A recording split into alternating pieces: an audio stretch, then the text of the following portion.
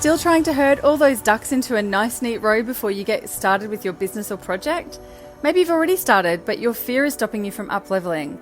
Or maybe you've spent your life saying yes to everyone else, but committing to yourself is still on your to-do list. Hi, I'm Claire Barton, and I'm a recovering perfectionist too.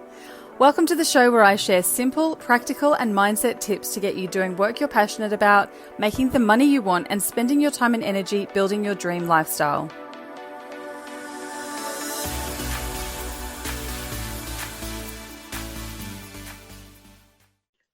Hello, recovering perfectionists. It's Claire here, and I'm joined by the beautiful Kristan Kershaw, who is a health coach with a big focus on minerals, amongst many, many other things. Welcome, Kristan.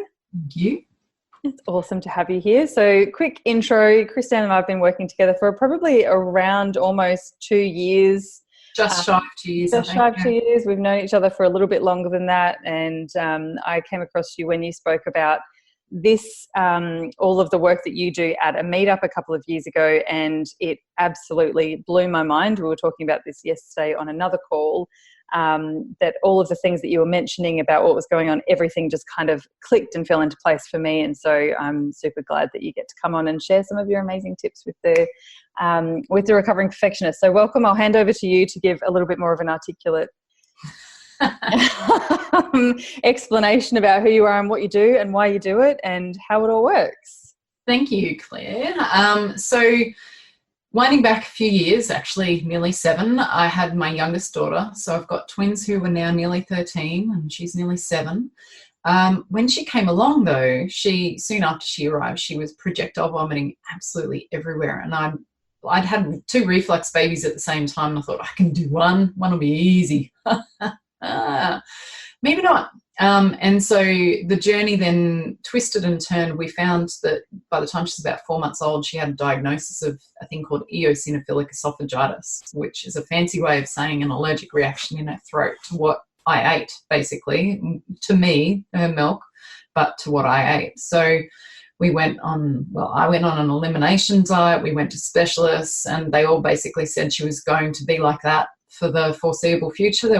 These kids end up with steroid treatments, with formula feeding, even into older childhood days, because they can't tolerate foods. They're often very irritated and allergic bodies. And you've just got one of those allergy kids.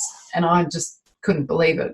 I kept searching for what could actually be done to support her health and how much I could do via me. And another very long story short, I ended up finding that magnesium was a big help, and that cascaded into me investigating more minerals, and found that my family actually had a history of mineral imbalances, which had never been found, never been addressed. And so once I started to address those in me, that actually started to help her as a breastfed baby. And so while we'd been told when she started school she might have 40 or 50 safe foods, when she started school at the beginning of 2018, she could eat pretty much anything.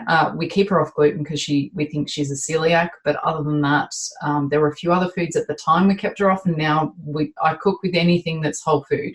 Try to keep her off additives and that sort of thing, but gluten and additives, and minimize soy, just because I don't think soy is necessarily good for any of us.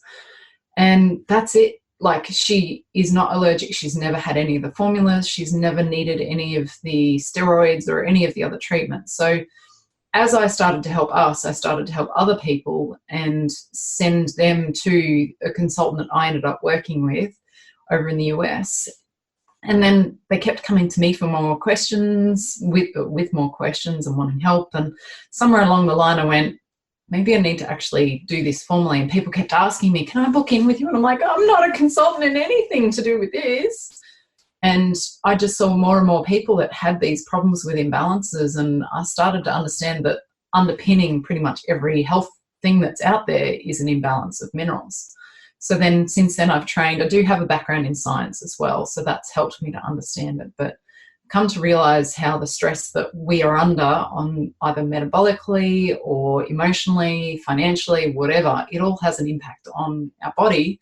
So now I coach people in understanding how stress in their life relates to their physiology and their minerals and their body and how they live, and help them to reduce that stress and feel better, basically.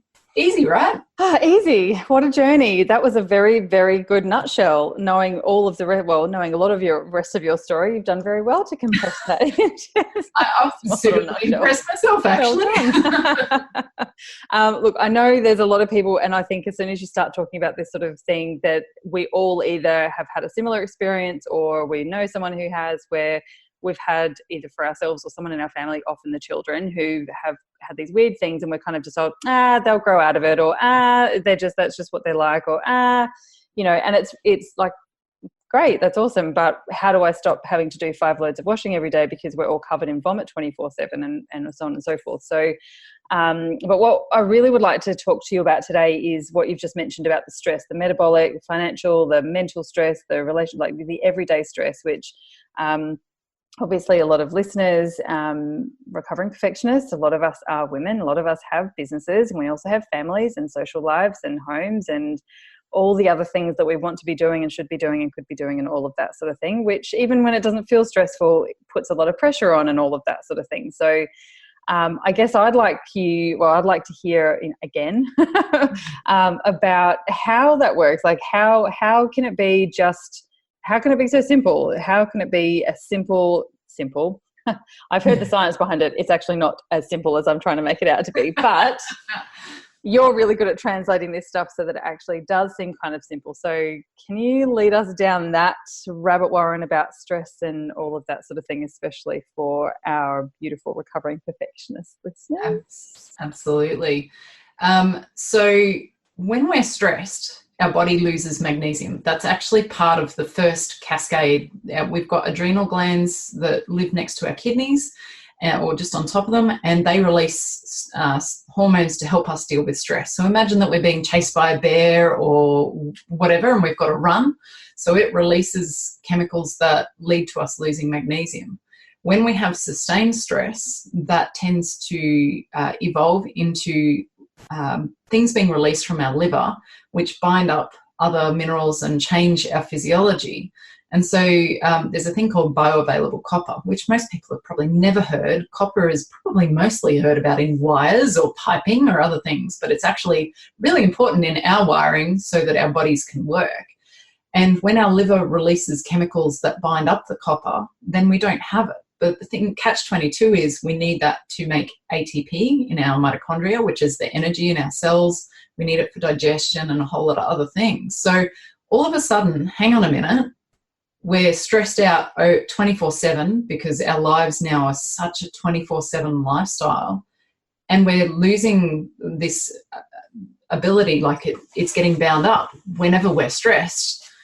And while we're striving constantly to be perfectionists, and heck, I'm in the recovering perfectionist group too, well and truly, we don't have these things available to us, and we get more and more health conditions as a result. It sort of cascades out.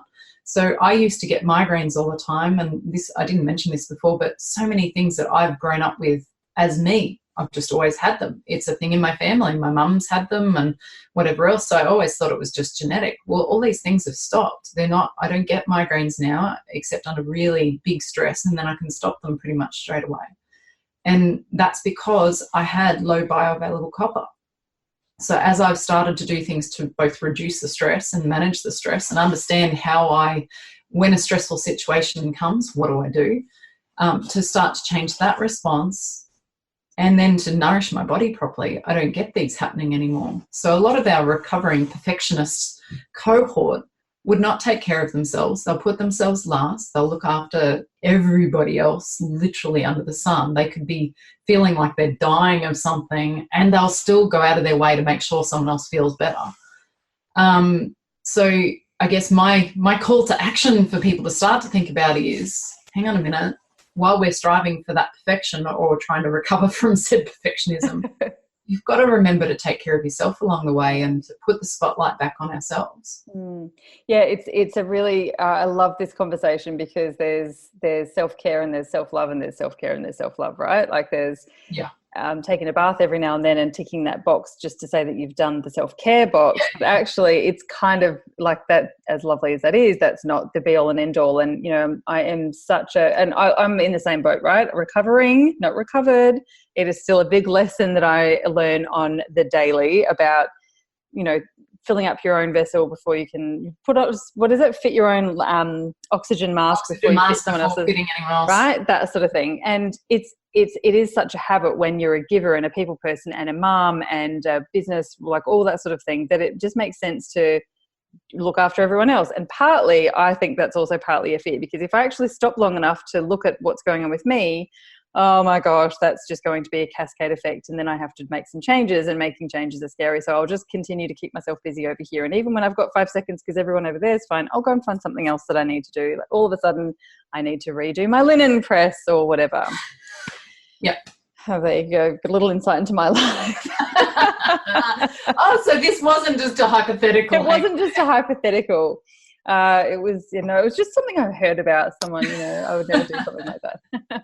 All right. So I think you've touched on 2 really important things there. That there's one side of the self-care thing, which is the mindset and the behaviors and the watching what's going on and knowing what it is that stresses you out versus, you know, how you respond. To be honest, I've actually in the last couple of days only just realized, oh my God, I'm really friggin' stressed. Where I consciously wasn't feeling like I was stressed, but now I'm going, why am I tired at 9:15 at night when I'm used to going to bed at midnight? Oh, I've probably been having a bit of a stress response for the last couple of weeks, months, whatever, that's finally catching up with me. But I just sort of stay too busy. But now that I'm aware, I'm like, oh, I'm stressed. Oh, okay, I'm stressed. All right, now what do I do? So it's kind of like watching and getting to know your patterns and that sort of thing. And on the other side is the physiological stuff. So that's the sleep and the supplements and the food and the nutrition and all of that sort of thing. Yeah. So I guess give us a bit of before we go into the top tips about, you know, what sort of foods you can eliminate or increase or supplements and all of that sort of thing, because I know you're an absolute wealth of knowledge. And recently when I was sick, you showed up on my doorstep with all your lotions and potions, which magically made me better in about 2 days. Thanks for that. Magic.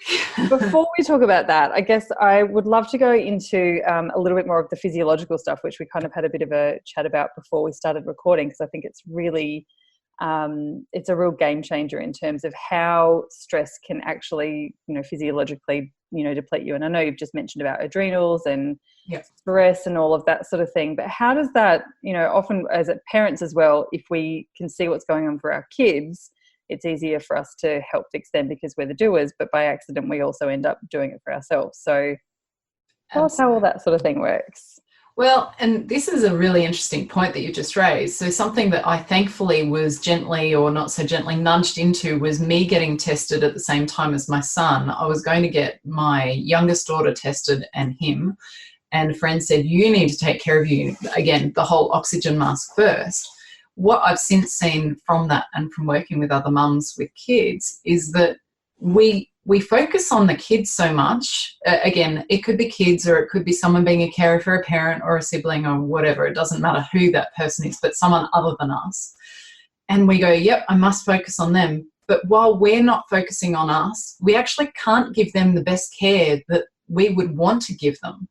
So if we take a step back for a minute and go, no, I have to focus on them. Well, how about flip it around slightly? Focus on you so that you get familiar with what it feels like to be well nourished at it, you know, from a minerals point of view, from a food point of view, and to feel that it's okay to actually take care of ourselves, because then you're actually in a clearer mind to be able to take care of them as well. So it could be as simple as swapping around the foods, say oils that you cook with. Instead of cooking with oils, as in processed oils, switch to cooking with butter or with ghee, because you get retinol, which is vitamin A. So when we get vitamin A that goes with the copper that I was talking about before, that helps to make it bioavailable. So there's little sort of hacks that we can do that suddenly will give us more capacity to actually do stuff and to think and that sort of thing. So sometimes we can underestimate how much little steps like that can actually go forward to help us as well. So from a physiology point of view, again, just to break it into more simplistic terms than clearly it is in the scheme of things. A lot of us are told that we're low in iron, either when we're pregnant or just in general, that we feel lacking in energy, so that must be low iron, or so many different combinations that I see and hear. And what the reality is that's another symptom of this lack of bioavailable copper, because in our physiology, we actually need the copper to act as a transporter for iron. So when we don't have these important enzymes to do the jobs, to connect the dots for us, stuff doesn't happen as effectively, and our cells might break down quicker than what we're able to replenish them. So we're going to feel a bit more tired, or we have a stressful event like what you were describing with you, and we have a bit of a buffer because our body does replenish at times when we're not under bigger stress especially. But then your ability to buffer that stress over time diminishes. So we might have where we're going along, we have a big stress, and then some days or weeks later we start to really have a big decline, but then we sort of bounce back and we feel okay. But the next time a big stress, and it may not be as big as the first one, happens, then we get sort of down lower, we get sicker for longer, or we feel lacking in energy for longer, or it starts a slippery slide down. So again, it's remarkable how much, it still blows my mind how much our physiology, so what we're feeding into the vessel, is affected by these external stresses. And it can be literally that we're exposed to heaps of pollen, for instance. We travel somewhere different and we're exposed to that. So that changes our physiology. We're under stress from a child being chronically ill. A whole lot of other stuff, but that then ties back into that lack of bioavailable copper. Our diet these days, and this is something I often get asked too, nudge me in the right direction if you've got questions or if I'm straying, but our grandparents and our parents used to eat quite different foods from what we eat now, and even before that generationally. So we don't actually get the nutrients to replenish as well, and our soils are a lot more imbalanced, especially for Australians and Western cultures, where the farming techniques have changed so much over the last few generations. It used to be smaller plots, the land used to be tended to, you used to replenish through green crops or through animal manure or whatever.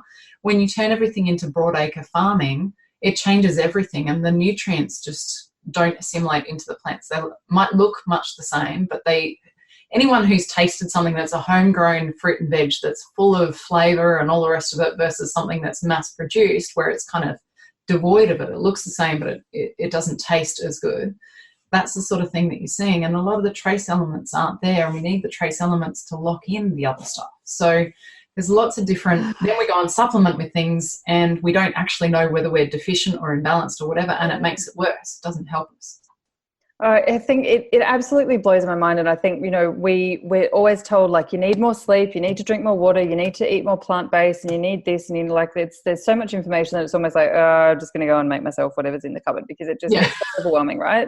But I think, I love that you talk about things like making things really simple, like just swapping oil for butter, or, making some little tiny things that you don't have to just go to your pantry and necessarily clean everything out and start again and, feel like you've failed at something else again, sort of thing, that it can be little tiny hacks. But in terms of the sleep and the stress, like, you can feel it mentally, but I don't know, well, personally, it was a bit of an eye-opener for me to think that, like, stress actually changes the physiology of your body and the DNA and all that sort of thing. That absolutely blows my mind, and the soil and all of that sort of thing. And I remember hearing a story years ago, I can't remember where I heard it, but about how we make bread, and that has led to so many gut issues because of, instead of having the 12 hours to proof overnight, because of when we had to start paying people extra wages to work overnight, which is all fair enough, all fine, but that changed how the factories worked. It changed how they baked it, and it changed the chemicals, and it changed the speed at which things had to proof, and therefore the whole makeup of bread that we eat today, by and large, is different to the bread that our parents would have been eating and our grandparents. Hence why we've got all of these, it just, like, that sort of thing that we just don't really talk about. And you sort of start thinking, like, why can I eat? Someone I talked to said they can eat pasta in Italy, but not here, because soil and processing and freshness and, production and all that sort of thing, that we kind of just don't really think about how much that impacts these tiny little molecules that are coming out of our poor old adrenal glands. I think it's really interesting. Absolutely. And the thing is, my science background included some time, and I look back at it so gratefully now that I had that exposure. I worked at the Department of DPI, Primary Industries, and I saw how they created new lines of wheat. And this is going back over 10 years, but I'm pretty sure the methodology hasn't changed. They would select for certain types of drought hardy or frost tolerant or whatever the feature was. And while it's not genetically modifying, it's about this far away, like millimeters away from having modified that selectively, because in the field that would have taken generations of picking the better grains and using those for the next selection of seeds and all that sort of stuff. And I think that that's had a massive impact, because you might select for that certain thing, but what else is that selecting for? Makes it harder to digest, makes it, the sprays, I can't begin, that's a whole different discussion. But things like glyphosate or Roundup is sprayed on a lot of broadacre crops to kill it when the farmers want to get the crop, rather than letting it mature naturally. And those things chelate, which means bind to and sort of pull out of a vessel or a body or whatever it might be. It chelates copper. Glyphosate was originally used as an antibiotic. Its original planned use. So now you're spraying it over things and they say, oh, there's no residue, it doesn't matter. But if we all got tested, we would have heaps of glyphosate residue. It's been done in all sorts of food things and stuff. Even I think mum's breast milk has been tested for what trace chemicals are in there.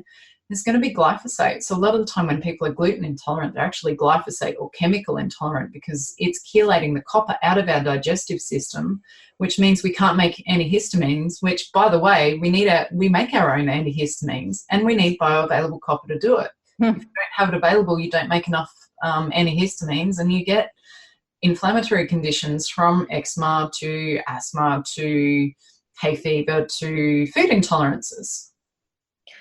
This is so mind-blowing. I also happen to know that there's lots of beautiful, amazing content, and there's courses and there's things, and so I know that there'll be lots of people scrambling for information, and they'll all be in the show notes, because there is just so much depth and so much information and so many different directions you can kind of take this. Absolutely. What I would really love to just come back to, though, something else that I know, and you've kind of mentioned it here as well, is when it is being an advocate, I guess, for your own health. So I had a similar story, which is what really resonated the first time I heard you speak, which was about I was also told that I had low iron, so I was on iron supplements like to the hilt. I had so much iron supplements, and it wasn't until until I was pregnant with my second child, they said, oh, you had a hemorrhage when you had the last one. And I was like, no, I lost a bit of blood. And they said, no, you've lost 850 mils. You should have had a transfusion, all this sort of thing. So, the mind boggles. But I had no idea. I didn't know what I didn't know. And I had a tiny wee baby, all the sort of things. But one thing that I really love that you kind of talk about a lot, and that you advocate for, is being an advocate for yourself. So if something's not working, or if you're getting answers that you don't particularly like, or even if it just doesn't quite feel right. And I mean, I had no idea until I met you that, being told I was low on iron probably was a complete heap of bullshit, because of all these other things. But I didn't know, and I assume that my doctors and nurses who I was seeing didn't know. Yeah. And therefore I was actually, what I thought I was doing on their instruction to get better was probably just making the whole situation worse and costing me a shitload of money in the process. So absolutely. How does that work for you? Like, I know you coach a lot of people in this and you talk about it a lot, but how do we kind of start to push back with medical stuff and ask the right questions and get ourselves educated so that we can, I don't know, like how does that work in an ideal world now? That's a loaded question. And $50 million question. Yeah. You just answer that one for us. Yeah, I'll just do that in a minute or two. No worries. So it depends. Each individual will take this on a different angle.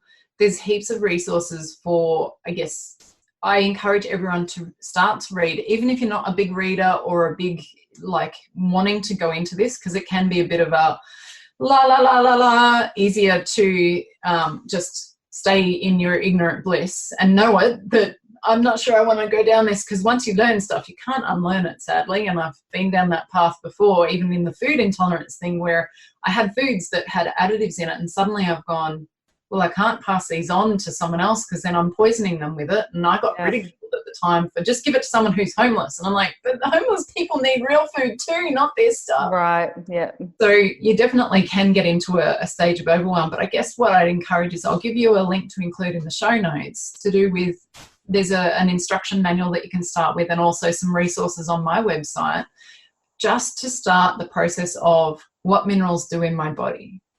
If I'm taking iron, what does that really do when I supplement with it versus getting it from whole foods? Because I'm not saying that some people may not feel better having iron, but if we actually raise your bioavailable copper, then you'll use what iron you've already got rather than pushing more into a body that can't process it anyway, because that's a big part of what we have going on when someone registers as not having enough iron. They just can't access it. So hang on, let's use food. And food like cod liver oil, and some people may cringe hearing that, but these days you can get soft caps and stuff so you don't have to taste it. But things that are food-based to help us use what we've already got, and I'm sure most people will resonate with that. Physicians and nurses and practitioners across heaps of different fields are simply not trained in this area. So we do have some resources which can be given to them if they are interested. Possibly something to learn is that most of them don't believe that there could possibly be anything that our body could do to heal itself, so they're just not open to it. It's sometimes finding that practitioner who can support you in that, and that's what I do with a lot of my clients, is support them in learning how the body works at the level that they need it. But there's heaps of self-help kind of guidance that we can do, and things like the adrenal cocktail, that's something that I've helped you with before. And for everyone who hasn't heard of it, it's orange juice, salt and cream of tartar. And again, I'll make sure Claire's got a link to it so that you can all find it. But it's like a healthy electrolyte drink or a healthy Gatorade. And by having that once or twice a day, ideally at least twice for most of us, you can relax your adrenals. You can start to nourish them in a place that they've not been nourished for probably a long time. Helps you sleep better, helps you be less likely to get that mid-morning and mid-afternoon kind of give me the coffee or whatever the go-to is that you go to. And just little things like that can then start you on a path to, okay, so I feel better, I feel more that I can take it on. So this leads into what I was hinting at to begin with. Sometimes when we're really stressed out and when we're chasing after sickness or kids or life, we can't take on the information. For all the want, we might go, yeah, I really want to get this, but my brain can't take it in. So go gentle, just introducing the adrenal cocktail and having a broad look at some of the information that will link you to. Just be okay with starting there and giving yourself permission to learn a little bit regularly, rather than think that you need to binge learn everything and understand every pathway straight away and all that sort of stuff. Because unless you're a science nerd, you won't want to go down that path anyway. And I can tell you now, when I started this 6 years ago-ish, I had the science brain and all that, but I struggled with getting it into my brain because it just was so counterintuitive to everything that I'd been conditioned to. So, yeah, I think, I'm such a big fan of, with everything, whether it's a project or a business or a change or everything, every little job, every project, anything like that is just slowly, one thing at a time. We've all got 50 things we'd love to change about our lifestyle, our diet, our communication, our relationships, our home, all that sort of thing. But if you try and do it all today, you'll end up drinking wine at midday. Yeah, absolutely. You know what I mean? You go and change. You could start 10, I could give you a list of 10 things to start, and you could start them all in the next week. And probably what you'll do is feel worse than any gain, because your body is suddenly, it's got more of this and less of this and whatever, and it doesn't know whether it's coming or going. So you're actually far better off doing one change every week and just integrate it into your daily routine so that it doesn't feel like it's a big effort. Yeah, that's it.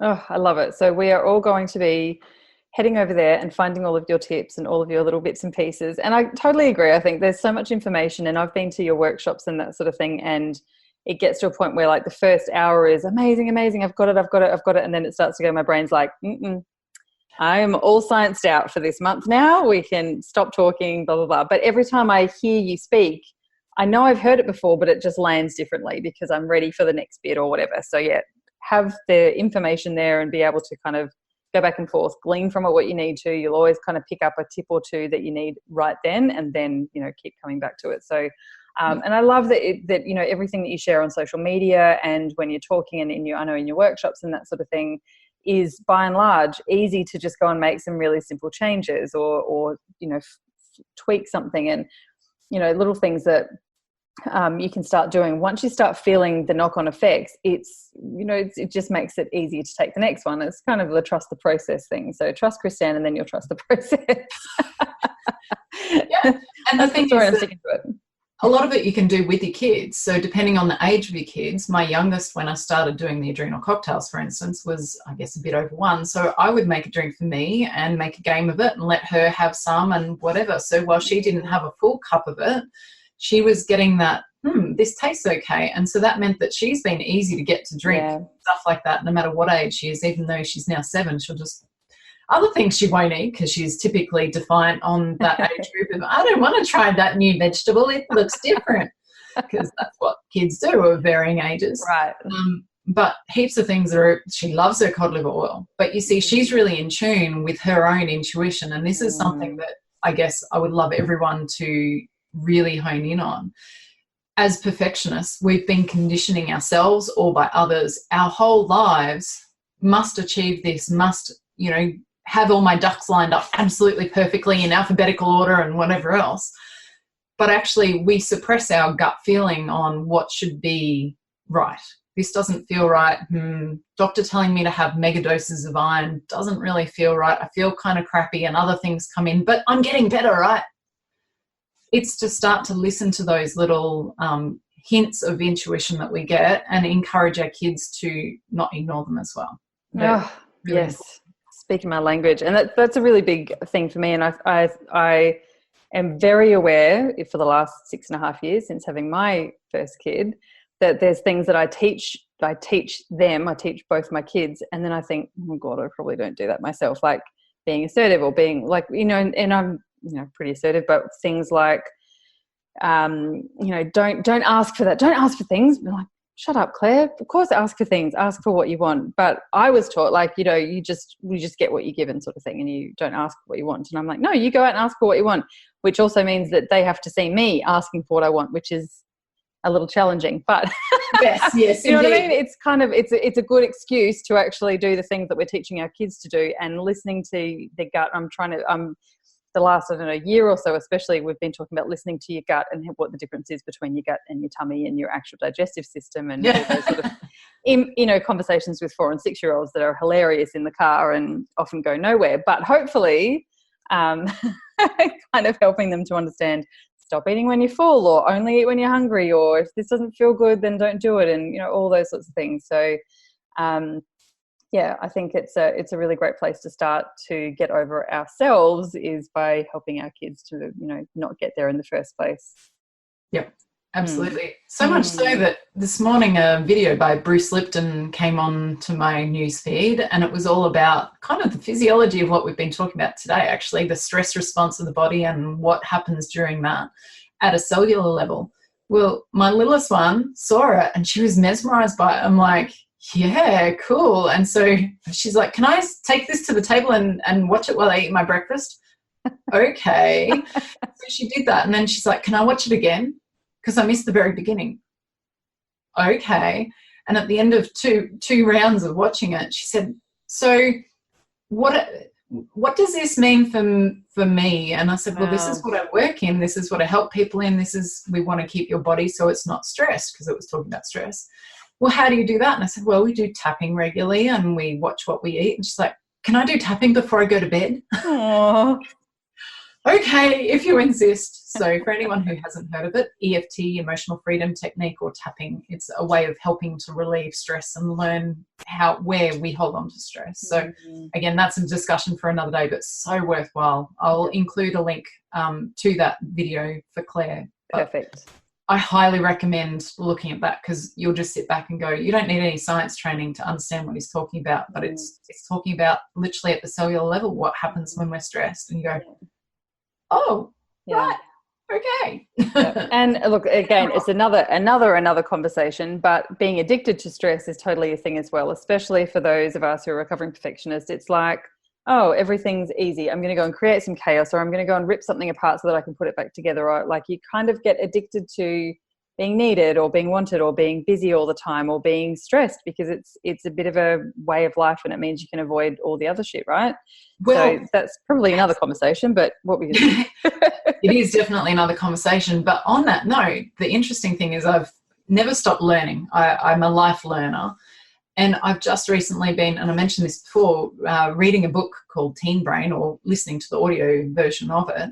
And it actually talks about the connection between dopamine, serotonin, and a thing called GABA in the brain, and how the teen brain is developing and different levels of these things. Now, this guy who's written the book doesn't understand the bioavailable copper and all the metabolic side at the level that I do. I believe he's actually a lawyer or something, and he's just a researcher in these areas and has learned.